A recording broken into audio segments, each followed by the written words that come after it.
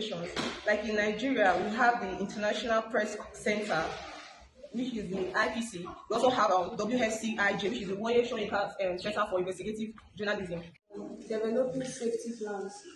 First off, what is a personal safety plan?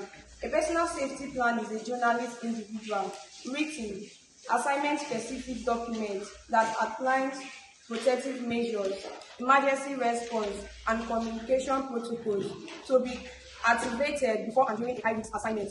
These are plans that outline the protective measures of a journalist that are written in a specific document before and during a high-risk assignment. In Nigeria, the absence of personal safety plans, particularly among free licensed bloggers and citizen journalists, has contributed significantly to preventable harm. In Nigeria, citizen journalists, bloggers are not trained and professional journalists, so they don't have a safety plan. Component of safety planning is digital safety. Digital safety enables full device encryption on phones and laptops. First of all, I would like to define what encryption is. Encryption is the converting of information into a coded form. For example, can I make an example?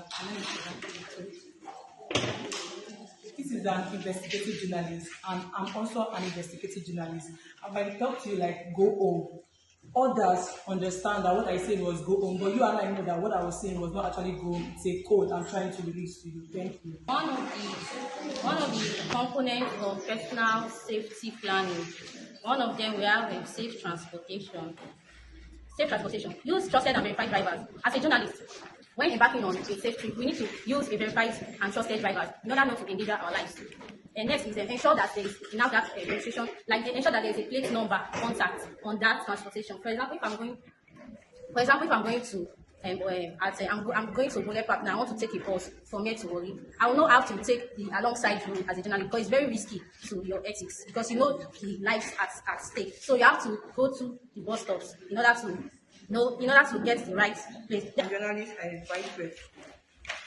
Before entering any assignment, journalists should conduct a pre-deployment threat assessment, like checking location risk. As the area experienced journalists asked before, what is the current security situation? Journalists should study the location they want to visit and check if it is safe before going somewhere to report a story. And the journalist should find out if the area is safe or dangerous. 2.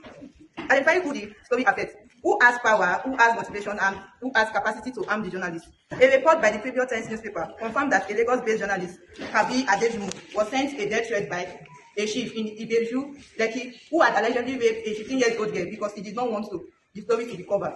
Risk analysis. This analysis is the structural process of evaluating and identifying threats to determine how likely they are to occur, how severe the consequences may be, and how which threats require urgent response. This analysis moves journalists from general awareness of danger to specific safety decisions, and they are hazard classification. This has to do with listing out all possible danger before starting an assignment in the assignment environment. An example is before a journalist discovers a protest, he or she should keep in mind that he or she may face harassment, theft, or violence. In conclusion, risk assessment and safety planning are essential in journalism. Journalists must identify the possible threat, analyze risk, and prepare safety measures before every assignment.